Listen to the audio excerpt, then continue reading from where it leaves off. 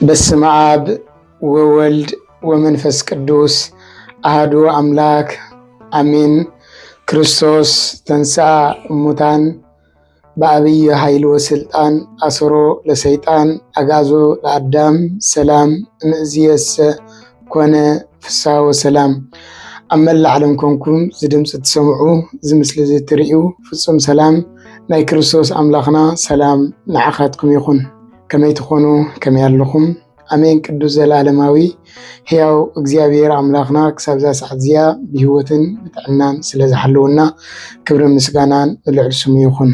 ንጽሕተ ንጹሃን ቅድስተ ቅዱሳን ቅድስት ድንግል ማርያም ክብርን ምስጋናን ይብፅሐያ። ብሓፈሻ ኩሎም ህሩያን እግዚአብሔር በረኸቶምን ጸጎምን ኣይፈለየና።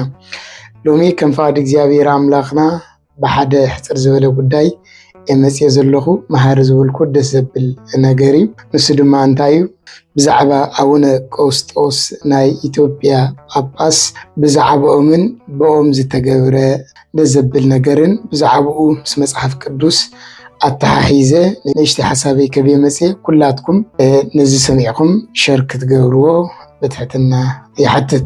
ኣቐዲመ ግን ምናልባት ዘይትፈልጥዎም ኩሉ ስለዝኽእሉ አቡነ ቀውስጦስ መን እዮም ዝብል ንእሽተይ እንመልከት። ኣብ ኢትዮጵያ ካብ ዘለዉ ብዙሓት ኣቦታት ጳጳሳት ማለት እዩ ካብቶም ኣዝየ ዝፈትዎምን ዘፍቅሮምን ኣዝዮም ኣረጋዊ ኣቦ አቡነ ቀውስጦስ እዮም።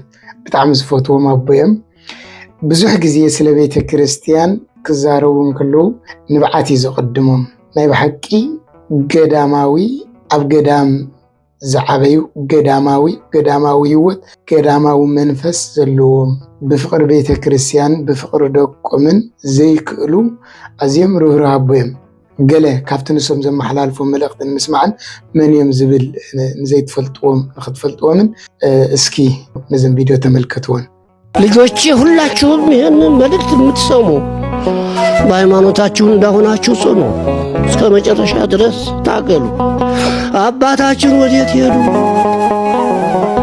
ምናልባት ለአንዳንዶች የሸሸ ይመስላችኋል። ምን እሸሻለሁ? ወዴት? ዛሬም ለቤተ ክርስቲያን የመከራ ምርኮኛ ነኝ። ወደኋላ አልልም። የኦርቶዶክስ ተዋህዶ ሃይማኖት ወይም ቤተ ክርስቲያን አትደመሰስም። የእናቴን እንጀራ እኮ ጣጥቤ አልቀመስኩም። እኔ ቤተ ክርስቲያን ቁራሽ ያደግኩት እኔ።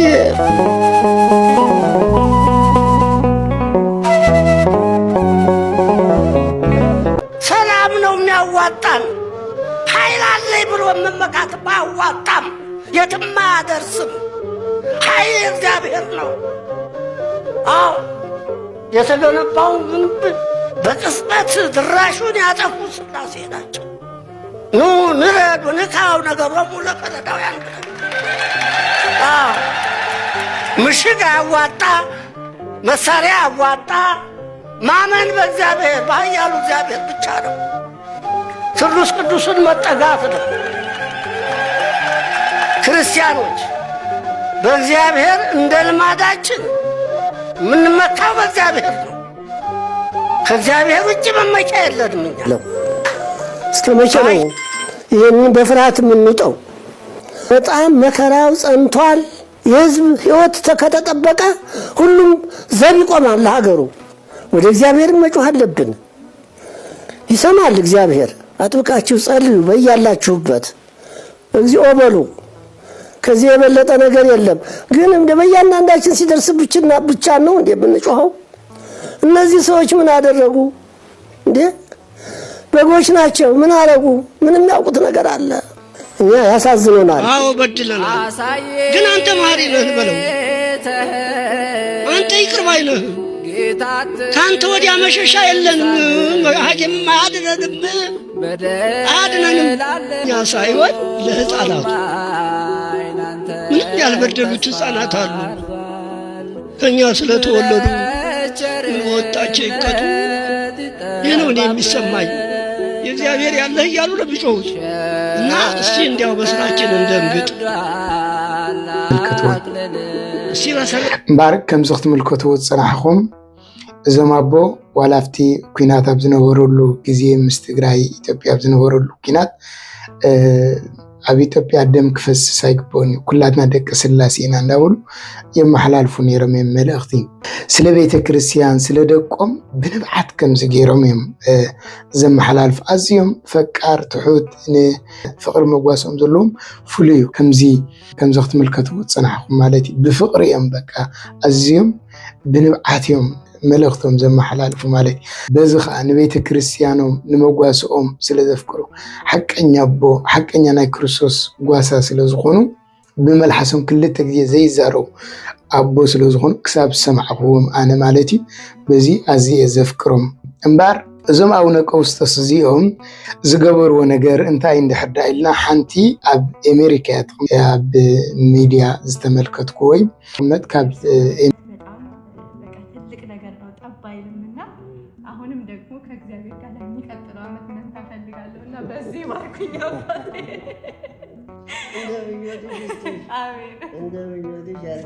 አሜን አባቴ። ይችላል ደራርገስ ያውንም በደህና አድርገሽ አሳድጊ። አሜን አባቴ።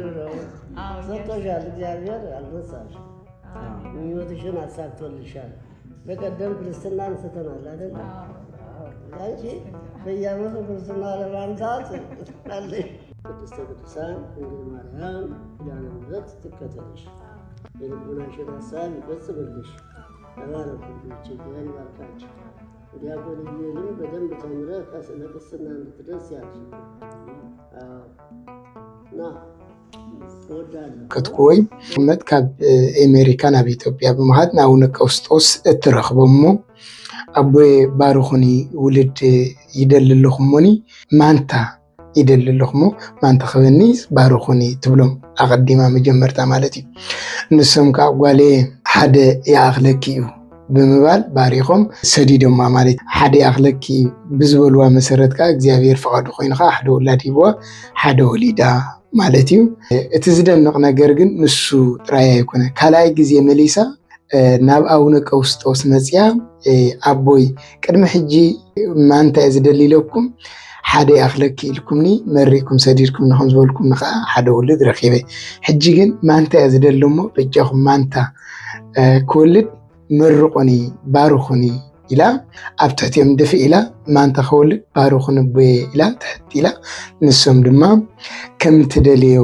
ይኹነልኪ እግዚአብሔር ናይ ልብኺ ይሃብኪ ብምባል ባሪኾም መሪቆም ይሰድዋ ማለት እዩ እንታይ ደኣ ልክዕ ብዝመረቕዋ መሰረት ኣብ ዓመቱ እዛ ጓልና ካልኣይ ግዜ መጀመርታ ብዝመረቕዋ ሓደ ውላድ ትወልድ ማለት እዩ ኣብዚ ሕጂ ግን ማንታ ክወልድ መረቑኒ ኢላቶም ልክዕ ንሶም ዝመረቕዋ ኣብ ዓመቱ ማንታ ፀኒሳ ማለት እዩ ብፁዕ ኣቡነ ቀውስጦስ ዝበልዋ ዝመረቕዋ ስለ ዝሰመረላ ኣዝያ ተሓጒሳ ኣብ ሕክምና ኮይና ነዚ መልእኽቲ እዚ ኣመሓላሊፈቶ እስክንመልከቶ እዚ አማሐላሊ በአሜሪካ የምትኖረውና በብዙዎቻችን ዘንድ ተወዳጅ የሆነችው ኢትዮጵያዊቷ ቲክቶከር ለረጅም ጊዜ የነበራትን የመንታ ልጆች እናት የመሆን ህልም በእግዚአብሔር ፈቃድና በአባታችን ጸሎት ሆኗል።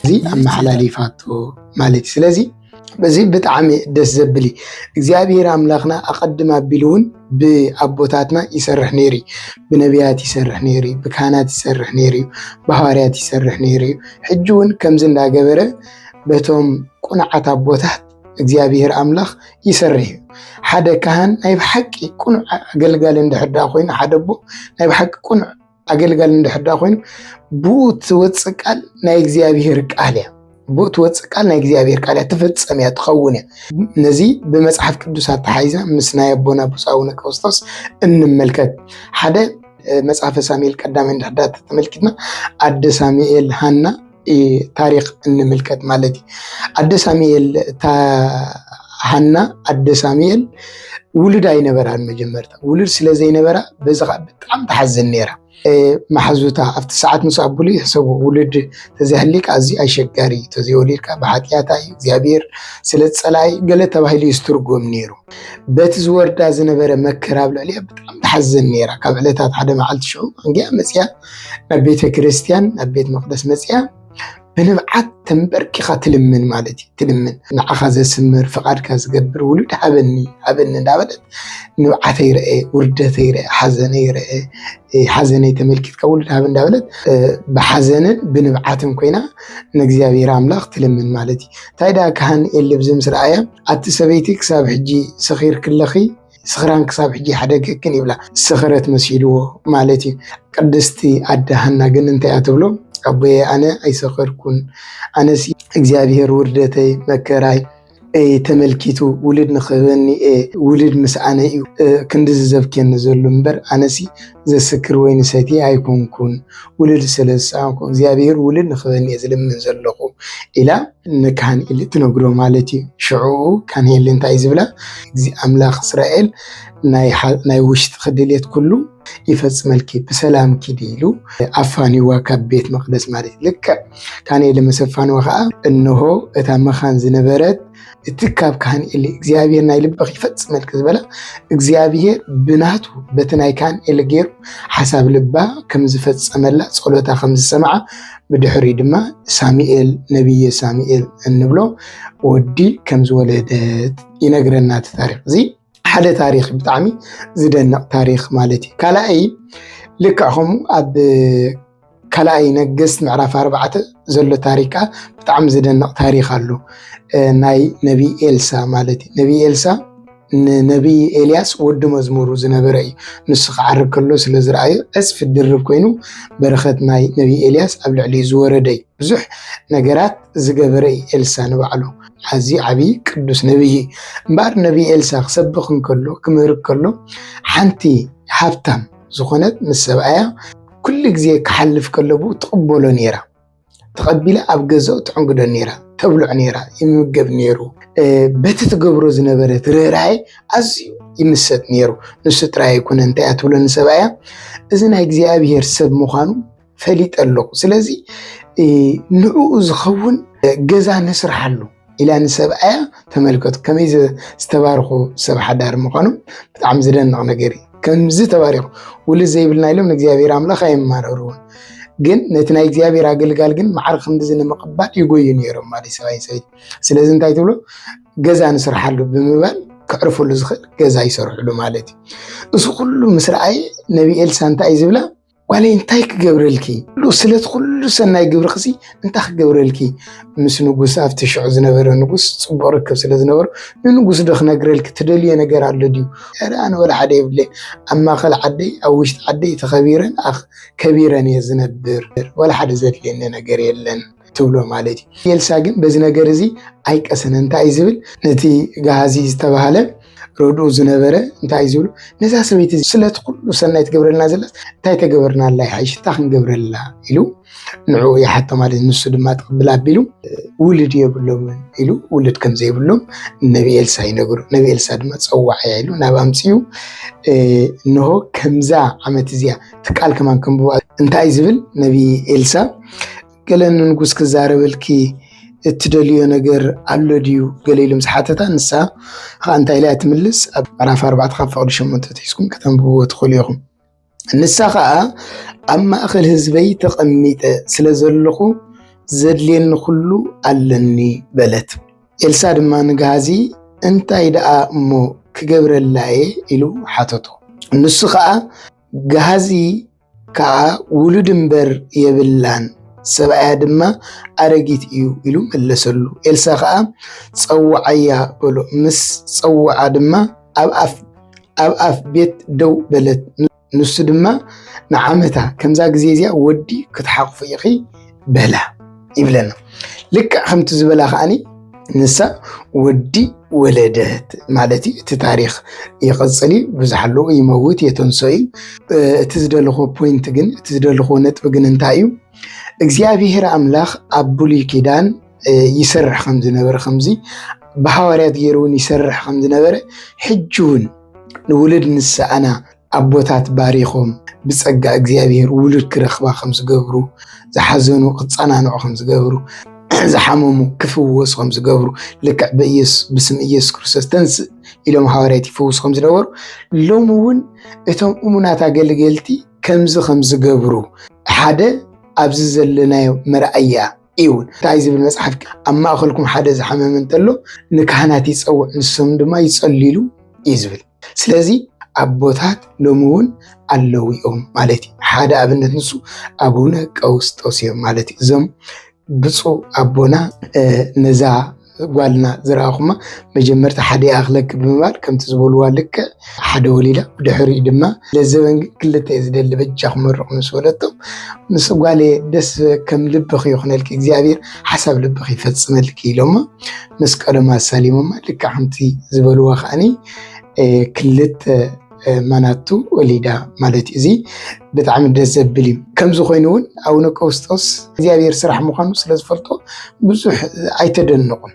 እምበኣር ኮይኑ ተፈፂሙ ከምቲ ዝበልክዎ ገለ ኣይበሉን። ናይ እግዚኣብሔር ኣገልጋል ከምኡ ኣይብል።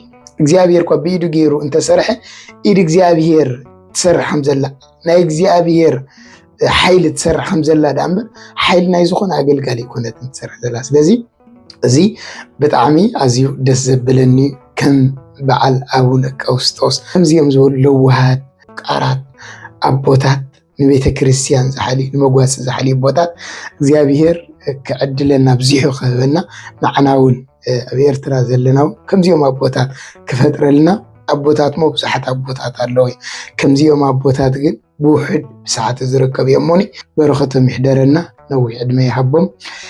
ናይ ሎማዓንቲ ዝነበረት መልእኽተይ እዚኣ ደስ እተብል መልእኽቲ ዝነበረት እያ። ምስ መጽሓፍ ቅዱስ ኣነጻጺርና ኣቡነ ቀውስጦስ ዝገብሩ ኢና ተመልኪትና ደስ ዘብል ነገር እግዚአብሔር ዝኽበረን ዝተመስገነን ይኹን። እዚ ደስ ዘብል ነገር ሰሚዕኹም ናብ ካልእ እውን ሸር ክትብሉ ከምዚኣ ከምዛ ጓልና እዚኣ እውን እተን ውልድ ሰኣንክን ዝሓዘንክን ናብ ቦታት ክመፂኹም ትሕት ኢልክን መርቑኒ ባርኹን ቦየ ኢልክን ብትሕትና ኮንክን እንድሕር ደኣ ተባሪክን እንድሕር ደኣ ተመሪክን ውሉድ ከም ትረኽባ ካብ ሓዘንክን ከም ትጸናንዕ ካብ ሕማምክን ከም ትፍወሳ ኣይትጠራጠራ። እቶም እሙናት ኣገልገልቲ ናይ እግዚኣብሔር ከምዚ ይገብሩ እዮም ማለት እግዚአብሔር ብኦም ገይሩ ይሰርሕ እዩ። እግዚአብሔር ብኦም ገይሩ ይሰርሕ ስለ ዝኾነ እሞ ነዚኣ ነራ መልእኽተይ ዝመሓላለፍኳ ኩላትኩም ነዛ መልእኽቲ ሰሚዕኹም ናብ ማሕዘትኩም ሸር ክትገብርዋ ብትሕትና ይሓትት። ወስብሃት ለእግዚአብሔር ወለወላዲቱ ድንግል ወለመስቀሉ ክቡር አሜን።